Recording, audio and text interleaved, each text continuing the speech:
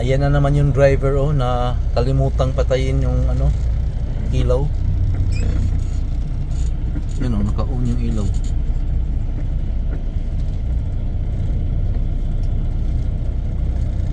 Wala nang driver yan. Umuwi na dyan, umuwi na.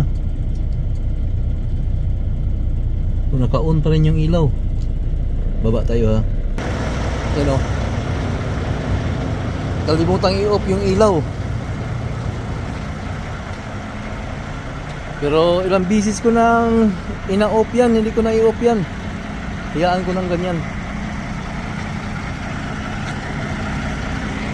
Oh, walang driver yan oh. Umuwi na. Bukas to, oh, bukas oh.